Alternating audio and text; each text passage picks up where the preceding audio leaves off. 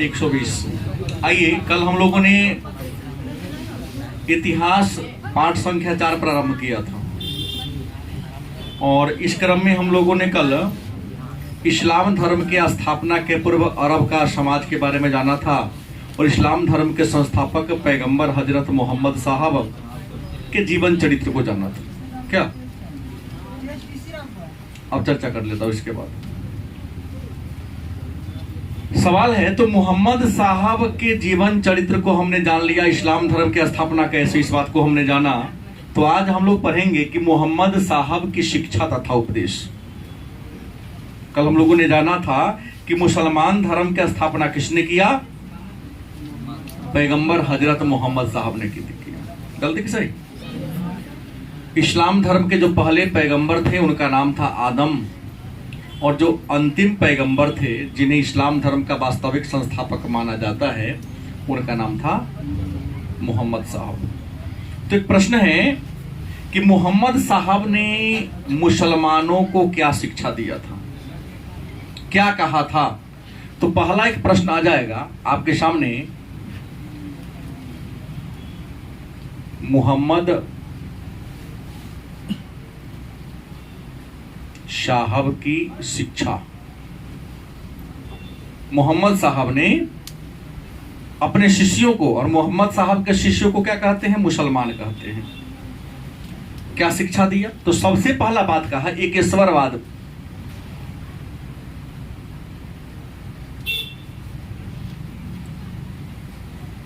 किस पर? एकेश्वरवाद पर बल दिया। इन्होंने कहा कि ईश्वर क्या है? एक है। परमात्मा क्या है? एक है।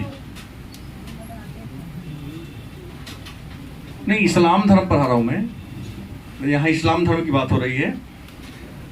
ईश्वर कितने हैं? परमात्मा कितने हैं? एक है। नाम क्या है? अल्लाह है। हिंदू धर्म में कोई शिव कहता है, कोई विष्णु कहता है, कोई काली, दुर्गा। ऐसे मुसलमान धर्म में नहीं है। वहां सभी, चाहे मुसलमान का प्रजाति जो हो, इस्लाम धर्म की शाखा जो हो, लेकिन सब एक ही भगवान के नाम का गुणगान करता है, जिसको क्या कहता है? अल्लाह। दूसरा है समानता पर बल दिया।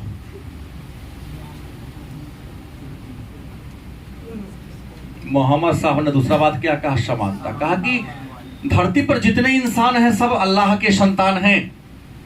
किसके संतान हैं? अल्लाह के संतान हैं। तो जब सभी अल्लाह के संतान हैं तो कोई छोटा बड़ा कैसे हो सकता है? नहीं। कोई पवित्र और कोई अछूत कैसे हो सकता है? या तो अल्लाह के संतान है तो सभी पवित्र होगा, नहीं तो सभी अछूत होगा। ये थोड़ी ना होगा एगो अछूत हो गया एगो पवित्र हो गया। जब होगा तो दोनों क्या होगा? बराबर होगा। मुसलमान धर्म कहा कि नहीं, समानता पर बल दिया कि संसार के सभी लोग अल्लाह के संतान हैं, तो सभी आपस में क्या है? समान है। कोई ऊंचा, कोई नीचा, कोई बड़ा, कोई। हाँ, जन्म लेने के बाद मेहनत ज्यादा करोगे तो धन दौलत में आगे हो सकता है, सौंदर्य में आगे हो सकता है, लेकिन बाकी आधार पर कोई भेदभाव नहीं। तीसरा, आत्मा की अमरता पर बल दिया। आत्मा को क्या माना? अमर माना। इन्होंने कहा आत्मा क्या है? अमर है। मतलब न मर माने मरने वाला। आत्मा मरती नहीं है। जैसे आप सब जो कपड़ा पहन के आए हैं, वस्त्र पहन कर आए हैं, क्या जीवन भर यह वस्त्र चलेगा? नहीं चलेगा। फट जाएगा तो क्या होगा? बेच लेंगे, नहीं फेंक देंगे, नहीं। इस वस्त्र को हटा देंगे और नया कपड़ा को पहनने के कप देहबो के फाड़ के बेच देंगे। बॉडी तो रहेगा।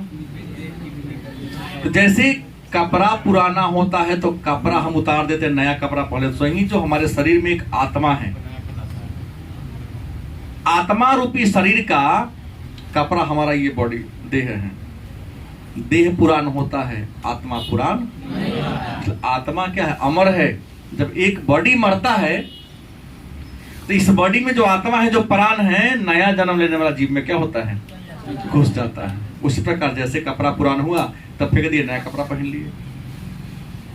तो आत्मा क्या है? अमर है। आत्मा कभी मरती नहीं है। तीसरा, इन्होंने मूर्ति पूजा का विरोध किया। चौथा क्या कहा? मूर्ति पूजा का क्या किया? मोहम्मद साहब ने मूर्ति पूजा का क्या किया? विरोध किया। कहा कि मूर्ति पूजा उचित नहीं। हाँ हाँ, कल ही तुम्हें पढ़ा है। लगभग 350 देव देवता के मक्का में पूजा पाठ होती थी। तो मोहम्मद साहब ने कहा कि नहीं, मूर्ति पूजा ठीक। इन्होंने मूर्ति पूजा का विरोध किया। और क्या कहा? पैगंबर।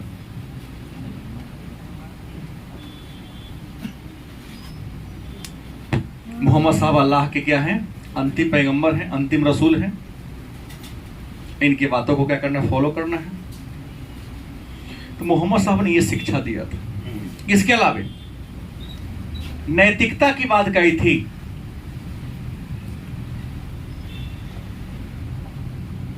नैतिकता की भी बात मोहम्मद साहब ने मुसलमानों को, मतलब अपने शिष्यों को बताया था। नैतिकता मतलब आप इंसान होते कि इंसान के रूप में कौन कौन बात आपको फॉलो करना है, किन किन बातों को मानना है, उसी को नैतिकता कहते हैं ना।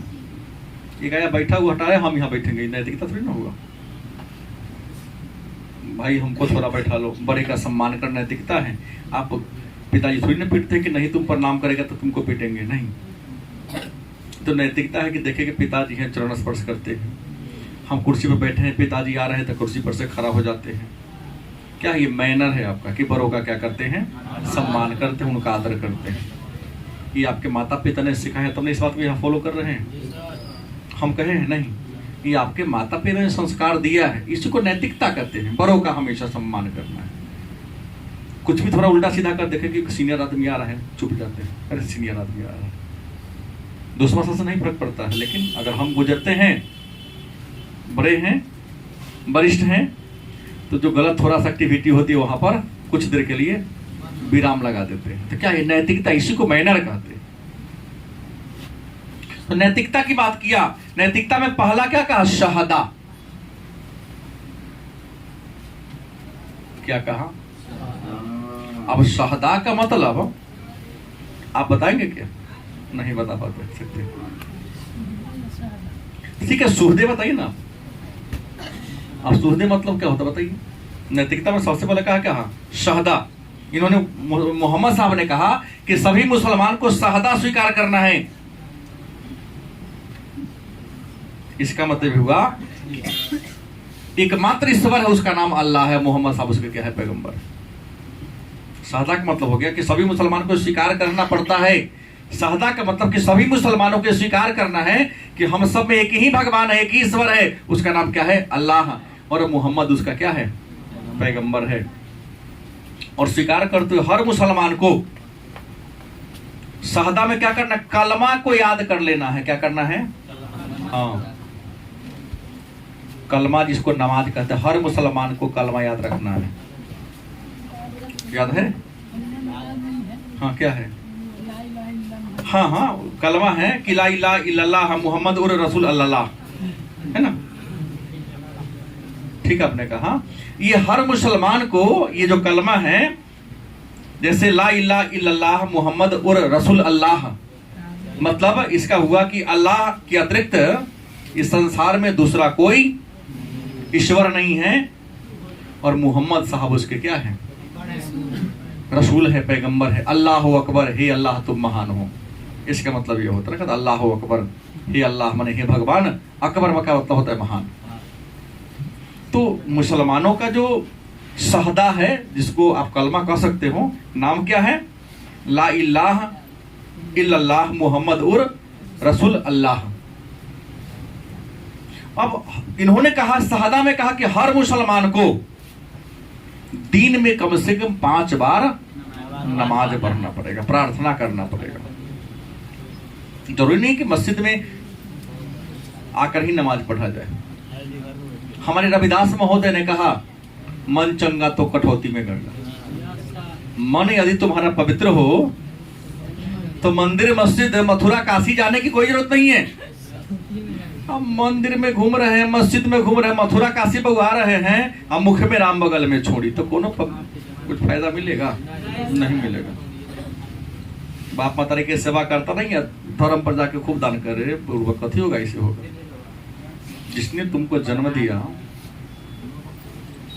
तुम्हारे लिए तो वही भगवान के समान हुआ ना। भगवान ने तुमको पैदा किया या नहीं किया, ना तुम देखे हो ना मैं देखा हूँ, लेकिन ये तो जानता है कि हमारे बाप दादा हमको पैदा किया। तुम्हारे लिए तो परमात्मा हुआ कि तुमको जीवन दिया वो, तो उनका सम्मान होना चाहिए। माता पिता की सेवा करो, किसी मंदिर मस्जिद में जाने की जरूरत ही नहीं है, सारा पुण्य मिल जाएगा। एक बार की बात है, शादी का समय आ गया, गणेश भगवान कहे कि हम बड़े हैं तो हमारा ब्याह होना चाहिए। पहले कार्तिक कहेगा ना हम हैं तो हम। अब झगड़ा फंस गया दोनों भाई में, विवाद थोड़ा सा, कुछ बुद्धि की बात हो, श्रेष्ठ कौन है, सबसे ज्यादा बुद्धिमान कौन है, जो बुद्धिमान होगा। झगड़ा फंस गया, बाप मतारी के सामने तो दो बेटा लड़े तो बड़ा मुश्किल हो जाती है। अब शिव कहते हैं कार्तिकेय बड़ा है, तो गणेश जी रुस जाते, पापा उसको बड़ा मान लिए। गणेश कहते कि गणेश बड़ा है तो कार्तिक जी बुरा मान लेते हैं कि पापा तो आप उसको मानते, हमको मानते ही नहीं। नारद जी को बुला के तू ही फड़ियाओ। ये लफड़ा खतरनाक होता है, घरेलू लफड़ा बराबर। नारद जी आए तो कहा कि लफड़ा है कहाँ, अरे पूरे ब्रह्मांड को सबसे पहले जो चक्कर लगा के आ जाएगा वो सबसे बड़ा है, सबसे बुद्धिमान है। ये ध्यान दो रे बालक, देख रहे बगल में है, पूरे ब्रह्मांड का चक्कर लगाना है। गणेश जी टेंशन में आ गए। कार्तिकेय का वाहन तो मयूर है, चढ़ा लगा चक्कर लगाने। गणेश जी तो चूहा पर चढ़ते हैं, वो बेचारा कितना कूदेगा। चूहा कहा महाराज हमारा से ब्रह्मांड का चक्कर न लगेगा, आप पहले ही हार मान लो। गणेश जी ने बुद्धि से काम लिया और 3 चक्कर अपने मम्मी पापा को ही लगा लिए।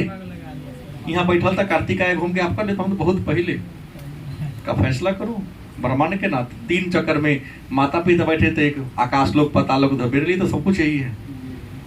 इसलिए गणेश जी को सबसे बुद्धिमान, बुद्धि का देवता कहा गया। कोई भी पूजा होता है तो सबसे पहले गणेश की ही पूजा होती है।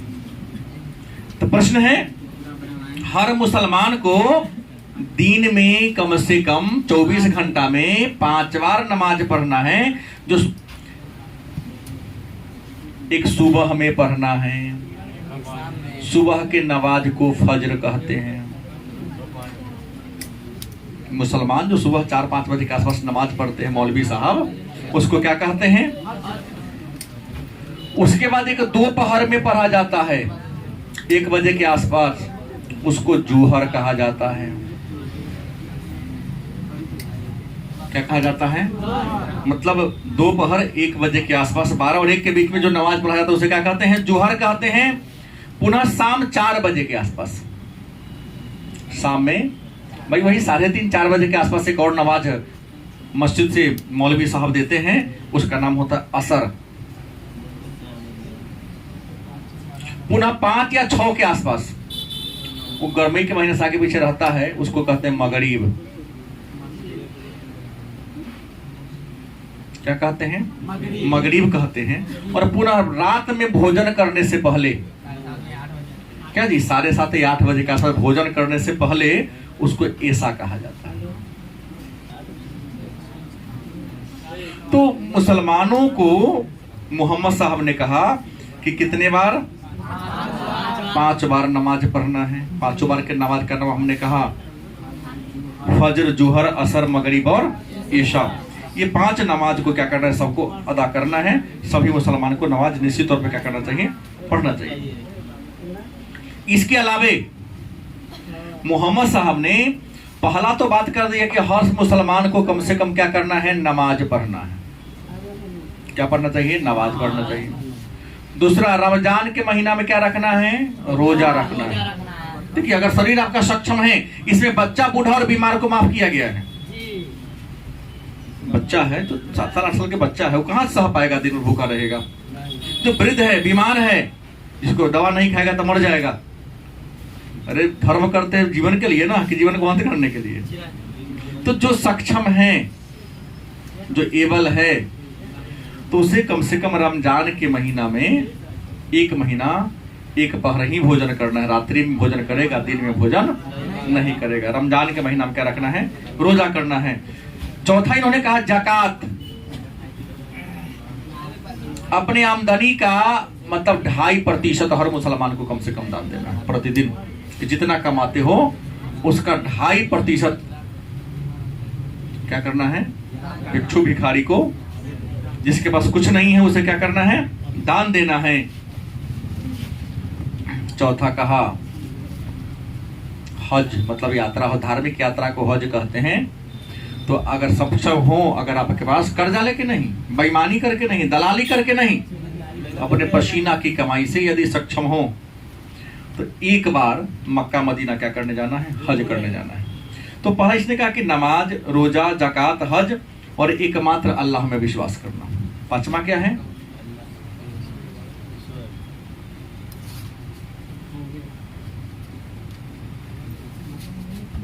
अल्लाह में विश्वास। एकमात्र अल्लाह में विश्वास करना है, ऐसा मोहम्मद साहब ने अपने शिष्यों को कहा। इसके अलावा कुछ नैतिक, ये मोहम्मद इस्लाम धर्म के 5 मुख्य आधार हैं। क्या जी? ये 5 बात सभी को फॉलो करना है, लेकिन इसके अलावा कुछ नैतिकता की बात कहीं। हम लोग तो 1% भी नहीं मानता इस बात को। पहला कि प्रत्येक मुसलमान को अपनी धर्म की रक्षा करनी चाहिए, ये भी बात इन्होंने कहा। दूसरा, मादक वस्तु मतलब शराब, नाच, संगीत, जुआ, इन सबसे दूर रहना है। 80% नौजवान जो सब देख रहे हैं जुआ शराब को पीता है। गलत नहीं बोल रहा हूं, लेकिन उन्होंने कहा कि मादक द्रव्य माने शराब नहीं पीना है, नृत्य संगीत से दूर रहना है, जुआ नहीं खेलना है, ब्याज पर रुपया नहीं लगाना है, न ब्याज लेना है न ब्याज देना है। इसके बाद इन्होंने कहा कि सुअर गंदा जानवर है क्योंकि मलमूत्र खाता है, दूसरा कोई रीजन नहीं है। सुअर जो है गंदा जानवर है जो मलमूत्र खाता है, अतः उसके मांस को नहीं खाना है, उससे घृणा करना है। मुसलमान धर्म मूर्ति पूजा में भरोसा नहीं करता है, इसलिए किसी भी पुस्तक में या किसी भी मंदिर मस्जिद में आप पैगंबर हजरत मोहम्मद साहब का फोटो नहीं देखे होंगे। कोई मुसलमान कहा दे कि मोहम्मद साहब का फोटो मेरे पास है, जो समझो कि सरासर क्या बोल रहा है? झूठे बोल रहा है, क्योंकि मोहम्मद साहब की कोई प्रतिमा नहीं है, क्योंकि उन्होंने मूर्ति पूजा का स्वयं विरोध किया था। और जब इनकी फोटो मिलती तो फिर कई प्रकार की बातें आ जाती। तो मोहम्मद साहब के शिक्षा को जान लिए। हमने कल के क्लास में एक बात कहा था कि मोहम्मद साहब के बारे में कि 622 ईस्वी में हिजरत मक्का से मदीना की ओर गए। मक्का से मदीना के जाने की घटना को हिजरत या हिजर के नाम से जानते हो, यहीं से मुसलमानों का कैलेंडर शुरू हुआ। हमने कल कहा था कि जब मदीना चले गए तो मोहम्मद साहब के साथ बहुत सारे मक्का के लोग मदीना गए। मक्का से मोहम्मद साहब के साथ मदीना जाने वाले को मुहाजिरीन कहा गया। मुहाजिरीन कहा गया। 6 से 22 में गए थे, 12 में नहीं गए थे। 6 से 12 में उन्होंने अपने आप को पैगंबर घोषित किया था। आइए मुद्दे पर। तो जो मक्का के जो लोग मोहम्मद साहब के साथ मदीना चले उसके मुहाजिरीन कहा गया, और मदीना गए जिसे नबी का शहर कहा गया, तो वहाँ इनके बहुत सारे समर्थक बन गए। तो मोहम्मद साहब के बहुत सारे समर्थक बने, उसे कहा गया अंसार, और अंसार से ही अंसारी बना है। एक बात और हमने कल कहा था कि जब मोहम्मद साहब मदीना गए तो मक्का के कुरैशों ने मोहम्मद साहब के विरुद्ध एक षड्यंत्र रचा। उसका नेता अबू सुफियान को बना दिया। अबू सुफियान के नेतृत्व में कुरैशों ने एक विशाल सेना मदीना की ओर भेजा। मदीना और मक्का के कुरैश सुफियान के नेतृत्व में घमासान युद्ध हुआ। उस युद्ध को हम खंदक का युद्ध कहते हैं। खंदक के युद्ध में मोहम्मद साहब और मोहम्मद साहब के समर्थक जीत गए। अबू सुफियान क्या हो गया? पराजित हो गया। अबू सुफियान जब पराजित हुआ तो मोहम्मद साहब 629 में एक संधि किया जिसका नाम था हुदैबिया की संधि। क्या नाम था? हुदैबिया की संधि किया। और हुदैबिया की संधि के द्वारा यह बहुत सारे बातें हुई। पूरी मोहम्मद साहब को सब लोगों ने अपना रसूल स्वीकार कर लिया, पैगंबर स्वीकार कर लिया, इस्लाम का धार्मिक नेता इनको मान लिया, और मक्का तय हुआ कि अब शांति व्यवस्था कायम रहेगी। हर मुसलमान मक्का के दिशा में मुंह करके दिन में 5 बार वही फजर, जुहर, असर, मगरिब और ईशा का गान करेगा। अब इसी क्रम में हमने यह भी कल कहा था कि 632 में मोहम्मद साहब की क्या हो गई, मृत्यु हो गई। और मोहम्मद साहब की मृत्यु हो गई तो मोहम्मद साहब ने अपना उत्तराधिकारी किसी को घोषित नहीं किया था कि हमारा मरना के बाद हमारा सारा संपत्ति फलाना हो जाएगा, ऐसा कहा। और संजोग से मोहम्मद साहब की एगो बेटी थी या बेटा होता तो सीधा ही कोई बन जाता राजा, लेकिन बेटा तो था नहीं। तो मोहम्मद साहब के मरने के बाद क्या हुआ, मोहम्मद साहब के दायित्व को, पद को देखरेख करने का जिम्मा किसे दिया गया, उम्मा को दे दिया गया। उम्मा क्या थी, तो मक्का में वरिष्ठ मुसलमानों की क्या थी, संस्था थी, उसी को क्या कहा गया, उम्मा के हाथ में दे दिया गया। ठीक है। और तब तक टेम्पररी सत्ता का देखरेख करने की जिम्मेदारी किसे दिया गया, अबू बकर को दिया गया। उम्मा ने क्या किया, तय किया कि मोहम्मद साहब का चूंकि कोई उत्तराधिकारी घोषित नहीं किए हैं, तो उम्मा ने एक पद का सृजन किया। उस पद का नाम था खिलाफत। क्या नाम था, खिलाफत नामक पद का सृजन किया। और जो व्यक्ति खिलाफत के पद पर बैठेगा वो क्या कहलाएगा, खलीफा कहलाएगा। और हमने कहा मुसलमान धर्म का पहला खलीफा अबू बकर और अंतिम खलीफा मुस्तफा कमाल पाशा। और मुस्तफा कमाल पाशा को तुर्की का अतातुर्क या तुर्की का पिता के नाम से भी जानते हैं। यह बात आप 9 क्लास में पढ़े होंगे, भले याद हो या ना हो, लेकिन पढ़े होंगे जरूर। अब मैं कहा कि जैसे ही मोहम्मद साहब के मरने के बाद उनका जो उत्तराधिकारी बना, क्या कहलाया, नहीं भाई, उम्मा तो अलग संस्था था, खलीफा कहलाया। क्या कहलाया, खलीफा। इस्लाम धर्म का जो पहला खलीफा की बात करते हैं, तो इस्लाम धर्म के सबके बारे में तो नहीं चर्चा, कुछ के बारे में चर्चा करूंगा। खलीफा की बात करते हैं तो पहला खलीफा कौन बना, अबू बकर बना।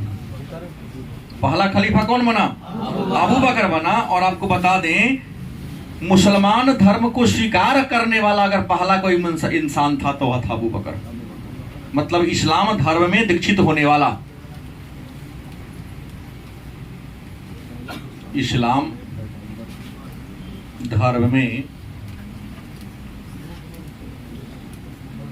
दीक्षित होने वाला अगर कोई पहला व्यक्ति था, उसका नाम क्या था, अबू बकर था। अबू बकर था कौन, तो मोहम्मद, पहला खलीफा, मोहम्मद साहब का दोस्त, मोहम्मद साहब का ससुर। जैसे ही, ध्यान देना, हंसोगे तो कुछ नहीं बुझाएगा, फिर आपको साइंस लेने की, सीतामढ़ी में लेके साइंस लेके पढ़ने की जरूरत है, क्योंकि हर एक प्रश्न सोल्व करने में सीटी और ताली बजता है। बात सही बोला हूं, क्योंकि बहुत सारे बच्चे हर जगह चक्कर लगाते होंगे। हमने कहा कि मोहम्मद साहब के मरने के बाद उनके सारे साम्राज्य के देखरेख करने के लिए जिस पदाधिकारी का सृजन किया गया, उस पदाधिकारी का नाम क्या था, खलीफा। मतलब खलीफा किसे कहते, तो मोहम्मद साहब के उत्तराधिकारी को क्या कहते, खलीफा कहते। और इस्लाम धर्म का जो पहला खलीफा बना, उसका नाम क्या था, अबू बकर।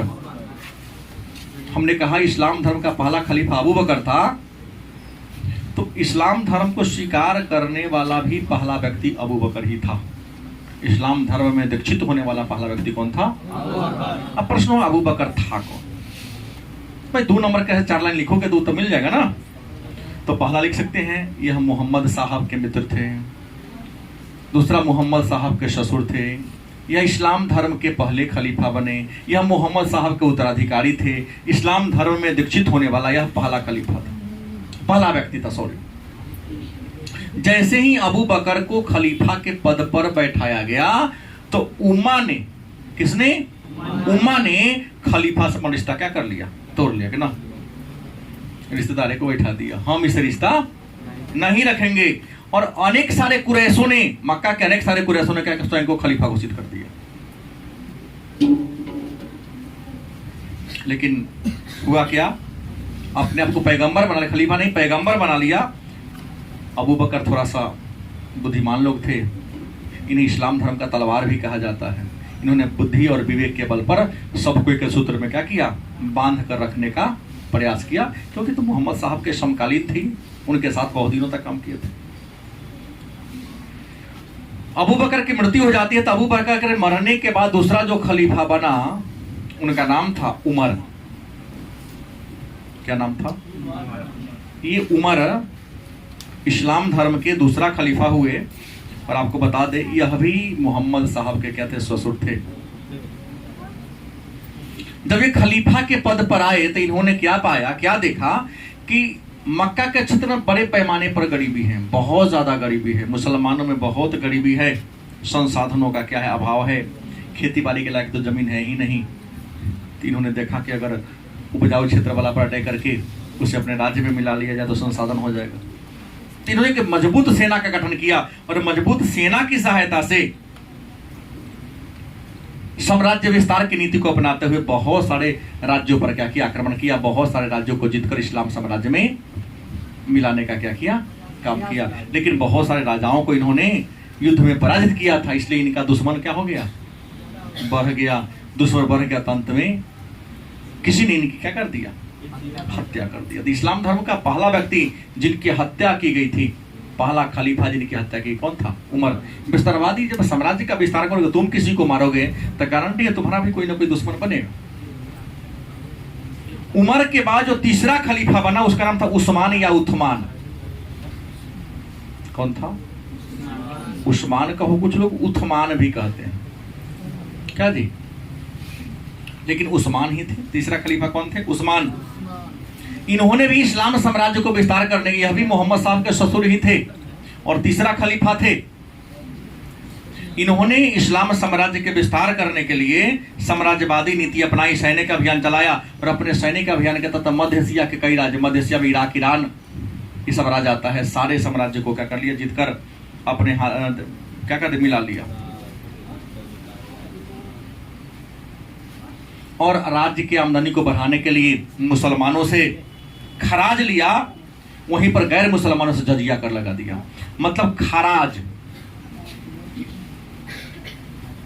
एंड जजिया नामक कर की घोषणा उस्मान नामक खलीफा ने किया था।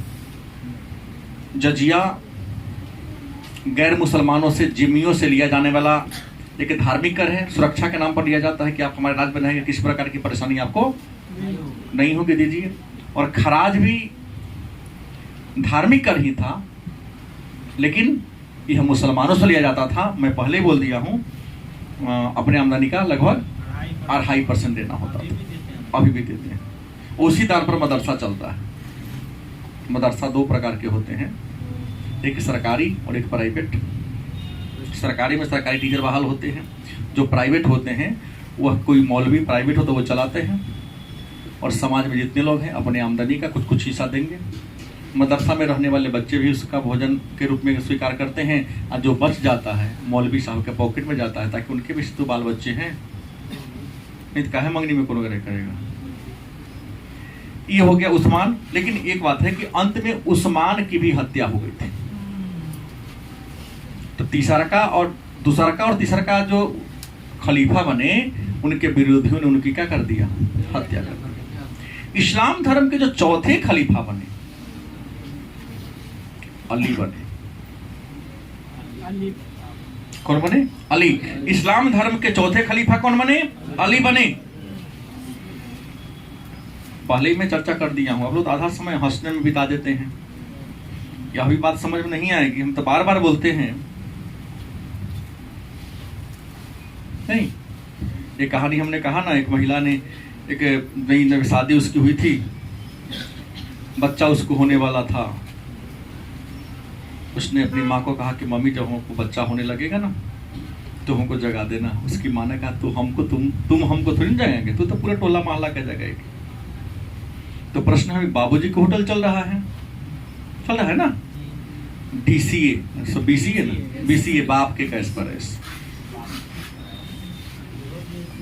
हाँ, बैचलर ऑफ कंप्यूटर एप्लीकेशन मैं नहीं जानता हूँ, मैं BCA का परिभाषा जानता हूँ, बाप के कैश पर है। अभी तो पढ़ाई में थोड़ा अटपटा बात पर खूब हंसी आएगा, लेकिन जिस दिन तुम्हारा उम्र 20 साल पूरेगा, देखो ना, BA सेकेंड पार्ट में जाते जाते भैया दीदी का स्थिति क्या हो जाता है। आधा डिप्रेशन में जीता है कि अब कैसे मेरा जीवन चलेगा। पापा जी से मांगने में लाज लगता है। बात सही बोलो, अगर संवेदना तुम्हारे अंदर है तो बात हमारी समझ में आएगी, अन्यथा हम तो बोलवे कर तो अंगड़ा के जगले की सुतले गाँव में कहता निर्लज भंटा के दुनोड़ी डंटा। यही कार से सुनता है रोड पे कथी सब्जी कल बोलिए ऐसे कुछ कुछ कह दिया होगा, समझे में नहीं आया। सही बोला हूँ, सीरियसली पढ़ोगे तो आनंद आएगा, समझ में आएगा। हम पढ़ा रहे हैं,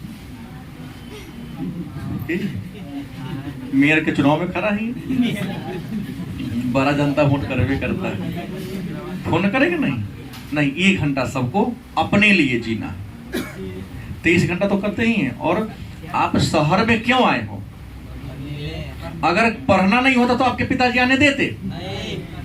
तो 1 घंटा कम से कम ईमानदारी से तो पढ़ो। गलत कि सही? तो प्रश्न चौथा खलीफा कौन हुआ? अली। और मैं आपको कल भी पढ़ाया था कि अली कौन थे? तो अली मोहम्मद साहब की बेटी फातिमा के हस्बैंड, मतलब मोहम्मद साहब के क्या थे? दामाद थे। अली खलीफा जैसे ही खलीफा के पद पर स्वीकार बैठा तो इन्होंने एक ही दिमाग लगाया कि हमको मक्का वालों का प्रभाव पर से खलीफा के पद से हटा देना है। अली का खलीफा बना तो दिमाग में क्या सोच कर बैठा? जैसे कोनो तारीख के ना पी लेता है, टारगेट कर लेता, फलाना के गाली देवे करवाइए। कहां अपने घर के लोगों को गाली देता है वो? क्या जी देता है? वो पीने से पहले टारगेट कर ले कि आजमल को गरियाना है, अच्छा जे हो जाए, हम पीले हैं तो मारेगा नहीं, क्योंकि 2 निमर के पीले कथी को गाड़े लगे गेला हम लगा रहे, आपको ही बेवकूफ बनाएगा। लैटिंग तुम पर गिरे या तुम लैटिंग पर गिरो, लगना तो तुम ही को है ना। हाँ, तो नशा पीने वाले को तो यही हम कहूंगा, दूसरा क्या कहूंगा। इतना बुरा कहने पर भी छोड़ दे तो उसके लिए भाग्य की बात है। हमने कहा कि अली सत्ता को संभालते ही अली ने क्या किया कि खलीफा के पद पर से मक्का वालों का प्रभाव समाप्त करना चाहा कि नहीं, मक्का वाले के खलीफा पर से दबदबा हम क्या कर खत्म कर देंगे और अपना दबदबा बना लेंगे। लेकिन इसने जो सोचा था बात गड़बड़ा गया। बात क्या हो गया? उल्टा हो गया। और उल्टा हो गया तो उल्टा होते ही अली के शासनकाल में जो उम्मा था, इन्होंने जैसे ही सोचा कि हम खलीफा पर से मक्का वालों का प्रभाव कम करेंगे, इस कम करने के बदौलत तो एक्शन के बदला रिएक्शन, न्यूटन का तृतीय गति नियम हो गया, क्रिया के बराबर और विपरीत दिशा में प्रतिक्रिया। यहाँ जो उम्मा थी, जो मुसलमान के बुजुर्ग लोगों की संस्था थी, जो कई बार खलीफा को भी शासन व्यवस्था चलाने में, धार्मिक निर्णय लेने में सहायता करता था, यह उम्मा 2 गुटों में बट गया। एक का नाम पड़ गया सुन्नी, दूसरा का नाम क्या पड़ गया? क्या जी उम्मा का ना बंटवारा हुआ है? उम्मा 2 खंड में टूट गया अली के काल में। अली के बदमाशी से टूटा। क्या जरूरत था मक्का वाले के प्रभाव को कम करने का? क्या और भी बहुत कहानी है, नहीं होता तो टूटता ही नहीं। खैर जो टूटा तो टूटा। अब सुन्नी किसे कहते हैं? तो जो मोहम्मद साहब का सुन्ना मतलब सिद्धांतों को मानता है, मोहम्मद साहब को ही अपने सर्वेसर्वा पैगंबर मानता है। उन्होंने जो बात कहा, जैसे मैंने कहा, उनके सिद्धांत, शिक्षा, नैतिकता को हमने चर्चा किया। शहदा, नमाज, रोजा, जाकात, हज, अल्लाह, इन सबको फॉलो करता है।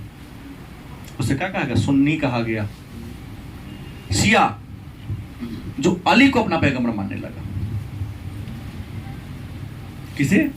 अली को अपना पैगंबर मानने लगा, उसे क्या कहते हैं? शिया कहते हैं। तो वह मुसलमान जो अली और अली के वंशजों को अपना खलीफा मानते हैं, उसे क्या कहते हैं? और जो मोहम्मद साहब को, मोहम्मद साहब तो कोई वंशज नहीं आगे बढ़ा, क्योंकि बेटा तो था नहीं, बेटी से बना, तो बेटी तो बट गया विचारधारा का अलग, शिया हो गया। जो केवल मोहम्मद साहब को या उनसे ऊपर वाले हैं उनको मानता है, उसे क्या कहते हैं? सुन्नी कहते हैं।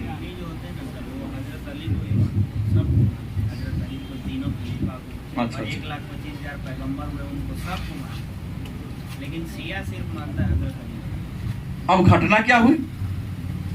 जैसे शिया सुन्नी में बंटवारा हुआ, इस बंटवारा के बाद शिया और सुन्नी में खूनी संघर्ष मक्का के क्षेत्र में, अरब के प्रदेश में शिया और सुन्नी के बीच वर्चस्व को लेकर खूनी संघर्ष प्रारंभ हो गया। इस खूनी संघर्ष में अली को मक्का छोड़कर क्या, मदीना छोड़कर ही भागना पड़ा। और मदीना छोड़कर भी कहां भागे? कूफा में चले गए। कूफा एक जगह है, कूफा भागे। इतना संघर्ष टाइट हो गया, मक्का वालों का दबदबा ज्यादा था, उसकी आबादी ज्यादा थी, मोहम्मद साहब के समर्थकों की संख्या ज्यादा थी। सारा क्या हो गया, एकजुट हुआ।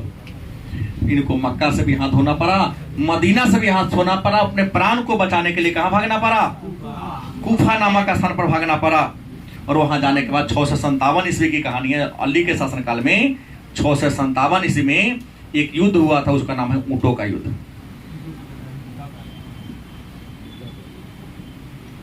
ऊंटों का युद्ध हुआ। रुपेश से मिलना है, 2 मिनट हो जाएगी, मिला दे रहा हूं। रुपेश किनसे तुमको मिलना है, जाओ उसमें निकल जाओ। हमने कहा ऊंटों का युद्ध हुआ। कब हुआ, 657 ईसा पूर्व में। इस 657 ईसा पूर्व में ऊंटों का युद्ध हुआ। इसमें एक तरफ अली और अली के समर्थक थे, और दूसरी तरफ मोहम्मद साहब की सबसे छोटी पत्नी आयशा और उसके समर्थक थे।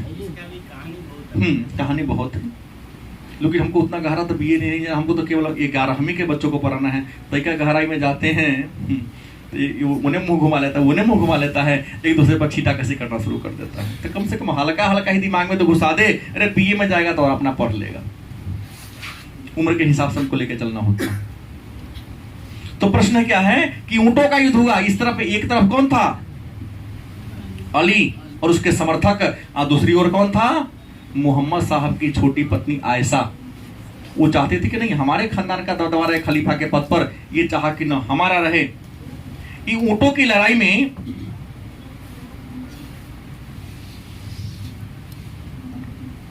कौन हार गया, हारा कोई नहीं, मतलब आयशा भी पीछे लौट गई और अली भी पीछे लौट गया। लेकिन पीछे लौटने का मतलब अली के समर्थक हर जगह की हारा है। पीछे लौटने का मतलब ले लेके हार गया। तो अली का जो था, इस ऊंटों की लड़ाई में अली 2 का गुट 2 भागों में बट गया। ऊंटों की लड़ाई के बाद जो पीछे हट गया ना, इसके कारण अली के जो समर्थक 2 भाग में बट गया। एक तो सीधा अली ही रहा, और दूसरा क्या हुआ, खरजी। अपने जीवन काल में जो इसके बारे में कि ऐसा आगे हो, हाँ, तो तुम लोग वापस आना, उसी बात पे लोग वापस हो गए, इन लोग के बीच में नहीं हुआ। तो अली की जितने सपोर्टर थे 2 भाग में, कुछ अली के साथ हो लिए, कुछ अली के विरोध चला गया। तो अली के जो विरोध चला गया उसे क्या कहते हैं, खरजी। और इसी खरजी ने, खरजी मतलब कोनो विरोधी कोई व्यक्ति नहीं था, एक समूह था। इसी खरजियों ने एक मस्जिद में सोए हुए थे अली, तो उनकी क्या कर दिया, हत्या कर दी। कोई दिक्कत यहां तक में, कोई किसी को दिक्कत। अब एक छोटा सा पढ़ना है, उमैयद खिलाफत, मतलब जानिए ना, उमैयद वंश। क्या जी, या उमैयद हम खिलाफत भी कह सकते हैं। देखिए उमैयद क्या था, हम सबसे पहले बता दें कि अली की जब हत्या हो जाती है, तो अली की हत्या के बाद अली के कितने बेटा, 2। बड़ा का नाम क्या था, हसन, और छोटा का नाम क्या था। तो अली के मरने के बाद सबने सोचा कि हसन हुसैन को ही अपना खलीफा बना दिया जाए, और इसी के नेतृत्व में इस्लाम साम्राज्य का क्या होगा, आगे प्रगति होगा, वृद्धि होगा, विकास होगा। मतलब अली के मरने के बाद अली का जो बड़ा बेटा था हसन, लोग इसे खलीफा बनाना चाहते थे। कहानी ही है, अली के मरने के बाद लोग खलीफा किसे बनाना चाहते थे, अली के सबसे बड़ा बेटा हसन को बनाना चाहते थे। लेकिन इसी समय एक देश है सीरिया, है ना, सीरिया की राजधानी दमिश्क है, और सीरिया का जो गवर्नर था उसका नाम था मुआविया, नामो था मुआविया। हाँ, नामो खतरनाक है ना। मतलब लोग चाहते थे, मक्का प्रदेश के लोग चाहते थे कि अली के बाद खलीफा कौन बने, हसन बने, क्योंकि अली का सब बड़ा बेटा है। लेकिन यहां पर षड्यंत्र चल रहा था। उमैयद वंश, अरब प्रदेश में एक और वंश का शासन था, कई वंश का शासन हुआ, लेकिन उस उमैयद भी एक था। उसका एक प्रभावशाली व्यक्ति था मुआविया, जो सीरिया का क्या था, गवर्नर था। वो चाहता था कि मैं खलीफा के पद के ऊपर क्या करूं, दबदबा जमा लूं, मैं खुद खलीफा बन जाऊं। इस मुआविया ने क्या किया, एक षड्यंत्र रच दिया। मुआविया ने क्या किया, एक षड्यंत्र रचा। षड्यंत्र क्या रचा कि मुआविया की एक बेटी थी। क्या थी मुआविया की? एक बेटी थी। उसने अपनी बेटी का ब्याह किसे करा दिया? हसन से करा दिया। कि देखा कि बेटी से विवाह करा देंगे, आप बेटी के माध्यम से तो जो भी चाहेंगे करवा लेंगे। वही किया ही किया क्या कि उसकी बेटी थी, अपने शौहर को भोजन कराने जा रहे थे, छल से धोखा से जहर मिला दिया था। सत्ता प्राप्त करने के लिए अपनी पुत्री को भी क्या बना दिया, विधवा बना दिया। उसने क्या किया, उसकी पत्नी नहीं जानती इसमें जहर है। अगर वो जानती कि हमारे बाबूजी खाना में जहर मिला दिए हैं सत्ता के लिए, तो कभी खाना खिलाती हो? मेरे ख्याल से कभी कोई ऐसी महिला ही नहीं है भारतवर्ष में, या विश्व की कोई ऐसी महिला नहीं है। अपवाद को छोड़ दिया जाए, गलत सही, कि अपने पति की हत्या मृत्यु पर के लिए अपने भाई या पिता को साथ दे दे, शायद कोई नहीं ऐसा चाहेगी। लेकिन इसके पिता ने उसके भोजन में क्या मिला दिया था? जहर मिला दिया। ये गई खिलाने, देखा कि पत्नी खिला रही है, क्या दिक्कत है, खाया, सोया सोया ही रह गया। तो मुआविया ने सत्ता को प्राप्त करने, खलीफा को प्राप्त करने के लिए षड्यंत्र रचा। उस षड्यंत्र में वो कामयाब रहा और अली के बड़े बेटा हसन को क्या कर दिया, हत्या करवा दिया। और हसन की जब हत्या करवा दिया तो आपको बता दें 661 ईस्वी से लेकर 750 ईस्वी तक खलीफा के पद पर उमैयद वंश के शासन हुआ। 661 से 750 ईस्वी तक आपको बता दें खलीफा के पद पर किस वंश का दबदबा रहा? उमैयद वंश। और उमैयद वंश में कुल मिलाकर 19 को खलीफा हुआ। कितना खलीफा हुआ है? उमैयद वंश में कुल कितने खलीफा हुए? 19 नहीं, 13 खलीफा हुए। अगला वंश 19 है, 13 खलीफा हुए। अब जैसे ही खलीफा पर के पद पर मुआविया ने अपना दबदबा जमा लिया, मतलब अली के मरने के बाद खलीफा कौन बनेगा? मुआविया बना। खलीफा बना, हसन को बनने से पहले हत्या करवा दिया। और एक और काम किया, इनका छोटा बेटा कौन था? हुसैन। कौन था? हुसैन। तो हुसैन को हत्या करवाने के लिए मुआविया ने एक और षड्यंत्र रचा। षड्यंत्र क्या रचा कि कूफा जहां पर हुसैन रहता था, इस कूफा का गवर्नर मुआविया ने किसे बना दिया? अपना बेटा को बना दिया। कूफा का गवर्नर, कूफा का राज किसको दे दिया? अपने पुत्र को दे दिया मुआविया ने। और उसी कूफा में एक बहुत बड़ा मैदान है जिसको करबला का मैदान कहते हैं। किसका कैसे नाम जानते हैं? करबला का मैदान। 665 की कहानी है। 665 ईस्वी में मुआविया के पुत्र ने करबला के मैदान में हुसैन और हुसैन के समर्थकों को बड़ी दर्दनाक तरीके से क्या कर दिया? हत्या कराया। हराया था तो कोई बातें और होता, भाग जाता, मतलब उसको अन्न जल के बिना तरफा तरफा के क्या कर दिया? मार दिया। इसी हुसैन के, देखिएगा तजिया निकले, या हुसैन लोग जयकारा लगाते हैं। हुसैन के याद में शिया समुदाय के लोग एक शोक का त्योहार मनाते हैं, उसको हम कहते हैं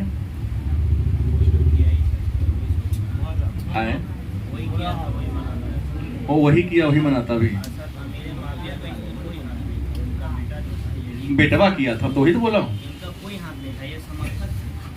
आखिर बेटा को बनाया, दोस्तों हम लगाएंगे न, तो इसका इतिहास तो ही नहीं कहेगा कि मुआविया ने अपने बेटा को कूफा का गवर्नर बना दिया। और इनके बेटा ने क्या किया? हुसैन और हुसैन के समर्थकों को करबला के मैदान में मारा कि नहीं मारा? तो सत्य है।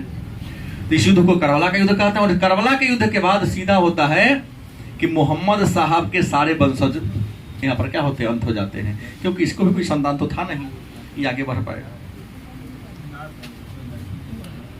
लड़की की बहन, लड़की से बढ़ा था, लेकिन हसन हुसैन का शादी हुआ था, संतान था, संतान और बेटी भी थी। अच्छा अच्छा अच्छा अच्छा। अब मुद्दे पर आइए। लगभग 750 ईस्वी तक 13 खलीफा उमैयद वंश में हुए और अरब साम्राज्य पर, मक्का साम्राज्य पर, धर्म पर, इसका इस्लाम धर्म पर दबदबा रहा। और आपको बता दें इस मुआविया ने खलीफा के पद को वंशानुगत बना दिया।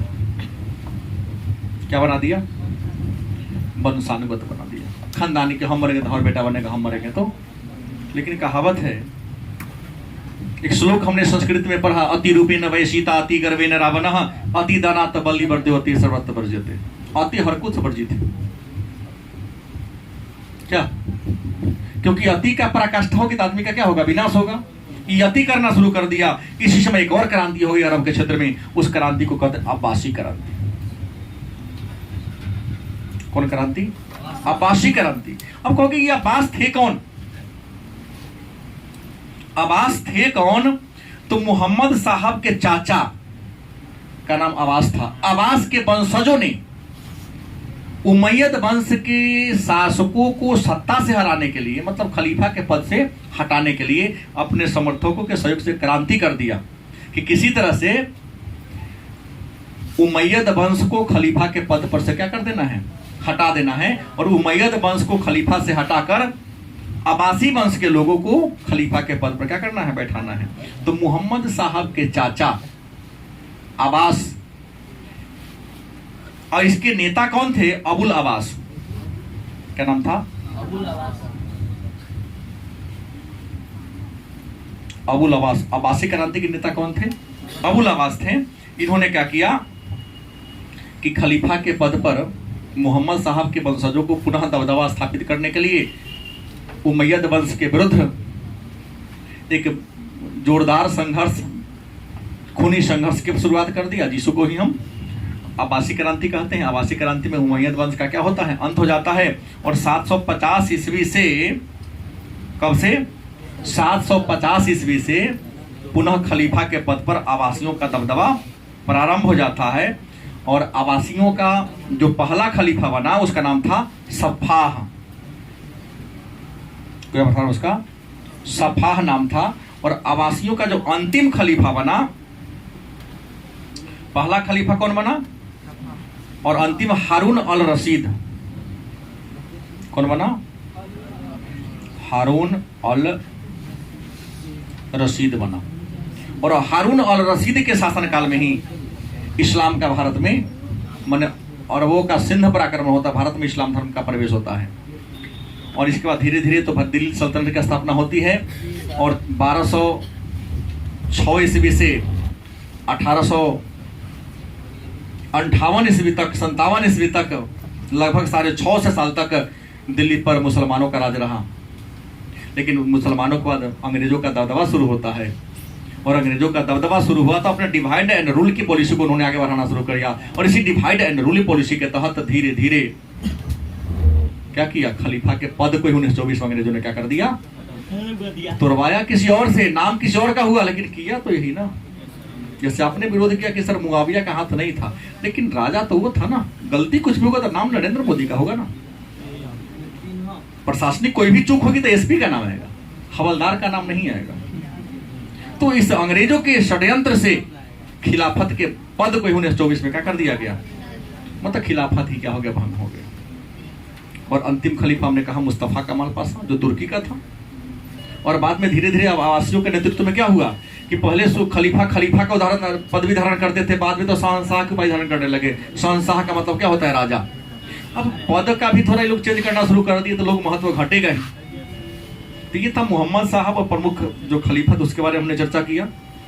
पहले इतना हम लोग क्या करेंगे, लिखेंगे। इसके बाद सामाजिक, आर्थिक, राजनीतिक, धार्मिक जीवन के बारे में चर्चा बाद में।